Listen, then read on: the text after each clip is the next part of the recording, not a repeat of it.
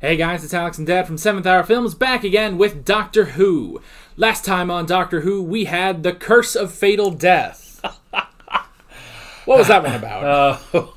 What wasn't it about? Well, Literally every time travel joke that you can think of, including falling into sewers, and Doctor Who regenerates like 5 times during the 30 minutes that we watched it. Yeah. But just some brilliant writing. And in addition to really great actors like Jim Broadbent and Jonah Lumley and Hugh Grant and who's the other doctor? Richard E. Grant. Richard E. Grant. Of all people, Rowan Atkinson as the original Doctor in this particular episode was just absolutely wonderful. Just absolutely great. And Jonathan Pryce as the Master. Oh yes. Now, why was Jonathan Pryce never the real Master? Yeah, that would have been interesting. Honestly, I feel like you should at some point bring in these actors into modern Doctor Who and just be like, even if, okay, you have Jonathan Pryce be serious as the Master, but even that would still be good. Yeah. So, this time around, I'm technically rewatching these episodes. So, last week, I have already powered through the 50th anniversary, which included a ton of different stuff. But today we are going to be watching 2 specific things. The first thing is the mini-sode, The Night of the Doctor. And also, today we will also be watching The Day of the Doctor, the 50th anniversary. Yeah, there's actually not a whole lot of context I can give you for this first one here. The context sort of comes with it. Okay. Yeah. But for this mini-sode, I can say it was made during the time of the 11th Doctor, which was Matt Smith. Okay. Yeah. So this was around that time. It was released, I think, maybe a week before the 50th anniversary itself. So, yeah, that's kind of all I can say on that. But yeah, we'll be watching these 2, not in the same video, obviously, but in 2 separate videos that are going up on the same day. We should also say that this Wednesday, I will not be continuing on to the next episode of Doctor Who, but instead we will be watching the 5-ish Doctors reboot. And that will be interesting. I have no idea what that is. And then let's see. Next week on Monday, we will have an Adventure in Space and Time, which will be the 2 of us. And we will also have an audio review, but that one's just me. Yeah, I'm letting him off the hook for that one. The 50th anniversary audio. That will be just me on that one. And then after that, we're going back to the Hartnell era. Yay. Once and for all. We'll be going chronologically. Do we pick up with, I think I've asked this before, pick up with Marco Polo? Yep. Terrific. Episode 4. So yeah, I guess that's pretty much that. We might as well get right into The Night of the Doctor. Here we go. Okay. Please state the nature of your ailment or injury. Not injured, I'm crashing. Don't need a doctor. A clear statement of your symptoms will help us provide Well, the you're getting a medical doctor. practitioner. I'm a doctor, but probably not the one you expected. Home again? Yep. Wow. It's the 8th Doctor. That's why I couldn't tell you. I wanted the surprise. Okay. Where are we going? Back of the ship. Why? Because the front crashes first, then get through. TARDIS. Yes, but you'll be perfectly safe, I promise you. Don't touch me. I'm not part of the war. I swear to you, I never was. You're a Time Lord. Yes, I'm a Time Lord, but I'm one of the nice Get ones. away from me. Well, look on the bright side, I'm not a Dalek. Who can tell the difference anymore? Cast! That was a very different reaction than we're used to. Cast it! Oh. The Doctor has returned to Khan. We have always known in our bones that one day he would return here. Such a pity he's dead. We've never seen Karn, by the way. So, it's in an episode we didn't watch.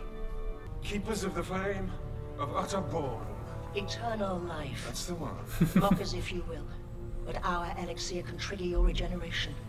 Bring you back. Time Lord science is elevated here on Khan. The change doesn't have to be random. Fat or thin, young or old, man or woman. It's the only time he gets to choose. You have I help where I can, I will not fight. because you are the good man, as you call yourself. I call myself the Doctor. It's the same thing in your mind. I'd like to think so. In that case, Doctor. I don't suppose there's any need for a doctor anymore. Make me a warrior now. I took the liberty of Kind of his preparing lowest this for moment, honestly. Charlie, Carries, Lucy, Tamsin, Molly. Friends, companions I've known, I salute you. And Cass, I apologize. All of his audio companions. Physician, heal thyself.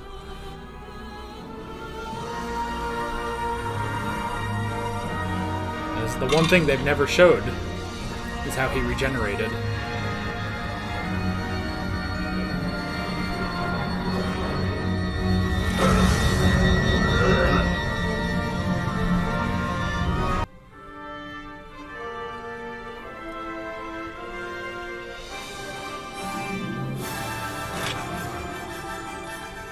Dr. No. John Hurt, Yeah, you recognize that face, do you? the War Doctor. The War Doctor. There's a twist. So, now you finally get to see the Eighth Doctor's regeneration into not Christopher Eccleston. All right, so McGann's movie was when? 90-something? 96, And when was this? 2013. Okay. Technically, it's the longest time between when he regenerated into the Eighth Doctor to regenerating out of that regeneration, because it's 96 to 2013. No one lasted that long. So, and you heard there when he was saying all those names, the first one he mentions is Charlie. So those are all of his companions that he had in his audio stories. Oh, yeah, I vaguely remember that now. Yeah. So yeah, there is your introduction to the War Doctor. The secret doctor that they sort of retconned in. Okay. Yeah. And I should also say, this does lead into the 50th anniversary, which will feature John Hurt as the War Doctor. So, Okay. yeah. It's definitely a twist, because, see, before I watched this episode, I watched the finale to season 7 of Doctor Who, and it had the Doctor going into his own time stream, basically, and you get to see all of them, and then you just see a man there that you don't recognize, and he says to his companion, that's the one that broke the promise of his name, the Doctor. You know, he's a healer, he's a physician, and that is the regeneration that broke that, basically. Okay. And that is when the Eighth Doctor decided to regenerate and stop being the Doctor in order to serve in the Time War with the Daleks. Okay. Yeah. Now, before McGann's movie, was any of this Dalek War set up? Or is this just No. something that they're now trying to This- put together to regenerate the new Who?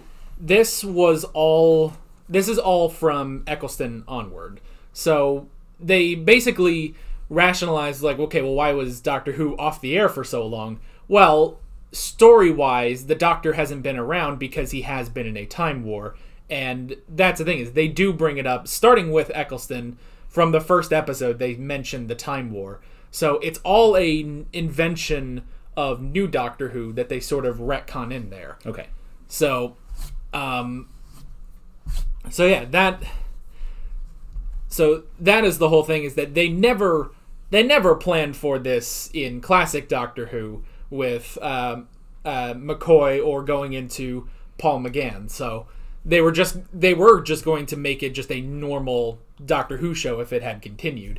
So they introduced this whole concept of a time war later on. And it makes the most sense that if there's going to be a time war, it's probably going to be with the Daleks. So, Although in one of the audios, wasn't there something about vampires too? yes, there was. It was in the 7th Doctor audio, Damaged Goods. I think actually there was. Someone has told me there was a war between the Time Lords and the vampires, but that might have been like before the show actually started. Like, Oh, okay. like when the first Doctor was young or something. Okay. And don't quote me on that. You guys can correct me in the comments. But Okay. Yeah. So just making sure. yes, and as we remember from when we watched Dalek, the Doctor is now the only survivor of the Time War. No one survived except him, really. All the Time Lords gone, all the Daleks gone, kind of. They always find a way back, but... Daleks are never gone. Yeah, and sort of something they hint at throughout the series is that it's not that anyone won the Time War, but it's that the Doctor ended it. So... All right, one more thing. Yes. All right, this little mini-sode and what we're going to see, I guess the day of the Doctor, the night, whatever it is. Yeah. All right. Was this done before Eccleston or after Eccleston and into David Tennant or Matt Smith, and then they're just putting this back in to kind of say, here, let's fill in that gap? Are you saying like everything they created about the Time War, or specifically this when did episode? New Who restart? 2005. And this one was done... This minisode was done in 2013. Okay, so they had already resurrected New Who. Yes. And this is to go back and plug in the hole between old Classic Who and this Who. And New Who. Slightly. Okay. Kind of. Because... And Cindy Lou Who. Yeah. Because from the beginning, with Eccleston, they had mentioned the Time War, but they never really went into it. Okay. So I guess I might as well say now, the reason they created the War Doctor in the first place is because Christopher Eccleston's not coming back. So I believe they were initially going to have he would be the Doctor that fought in the Time War, but they can't get him back. So it's like, okay, well, what do we do? How do we, get around that? Do we have, they had the idea, well, maybe it was just Paul McGann that was in the Time War, but they didn't think it worked out very well. So they created this secret regeneration, basically, that they retconned in with the War Doctor. And he's not numbered because he's technically not the Doctor. Yeah. All right. And they got John Hurt for it. So. Now, I don't really have any of my notes from when I watched this one. But let's see. I'm trying to think. So who are the Sisters of Khan, whatever it is? The Sisterhood of Karn. So apparently they were featured in a Tom Baker episode. Oh, okay. So we'll catch up to them at some point. We will.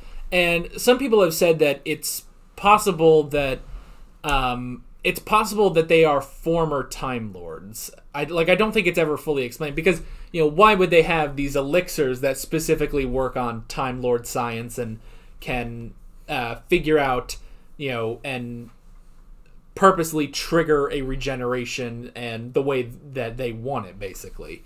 So, because that's the thing, is you can never choose with regeneration, but this time he did. He specifically chose to regenerate into a warrior. So, okay. And that shot there at the end, where it shows John Hurt, that's obviously a very young John Hurt that they showed. Apparently they just took a shot of him from a show from the 70s, I think, and then they put that in there to show us oh yeah, he regenerated into a young man. So I'm trying to think. I think that's I'm remembering I think one of the first times that I saw John Hurt, other than he was in the original Alien film, but if I recall correctly, he also played John Merrick in the film of The Elephant Man. Of course, he was under tons of makeup there and prosthetics. But yeah, that would have been easily late 70s, early 80s. So, yeah. Okay, that makes sense. But then when they're filming this, when we see him, he's actually going to be much older. Yes. Okay. Because they can't keep that up the whole time. Yes, we didn't have the de-aging CGI technology at this point. And not on a TV show, I wouldn't think. So, yeah, he will be older, because I think when he took the role of the Doctor, he's actually the oldest person to ever take the role, because he was 73, and this was maybe only a few years before he died. So yeah, he is technically now the oldest person to take on the role of the Doctor, and he is featured the least of anyone. So, by the way, I also remember John Hurt, strangely enough, doing a really oddball little comedy. This again would have been mid to late 80s, maybe early 90s, called King Ralph. It's an American film where they're setting up the entire royal family to take a picture, but it's been raining, and of course there's water on the ground, and they put all the electrical cables down. When the guy takes the picture, it fries the entire family. and they go through all the genealogy, and they find out that the nearest living relative to anyone in the royal family is this guy who's like a lounge singer and bowler in like Ohio, played by John Goodman. And so they bring him over and try to groom him to be the new king, King Ralph. And John Hurt plays the villain in the piece. But I mean, again, very much like Jonathan Pryce, he can play that very urbane, very witty, very aristocratic guy, and yet he also gets in a lot of really good subtle comedy. So love John Hurt. Looking forward to seeing him. Yeah, and I think I haven't seen John Hurt in too many things. I know he was in the fourth Indiana Jones film. He was Ox. Yeah. And he also voices the dragon on Merlin, which is interesting. He's practically in every episode too. So yeah, it will be interesting. And of course, I've already watched the 50th anniversary, so it's going to be fun to rewatch it. Do. Yeah. Well, hey, we just, yeah. All right. Let's do it. Yeah, that's pretty much it. We will be moving on into the 50th anniversary next up. So with all that being said, we're Alex and Dad from 7th Hour Films, and we will see you guys next time on the Day of the Doctor. See you there. Alright guys, thanks for watching this video. If you want to watch more of our Doctor Who reactions, you can click on this video, click on the playlist. You can subscribe if you haven't done that already, and be sure you hit that notification bell. You can support me on Patreon and follow me on social media. Links below in the description. See you guys later.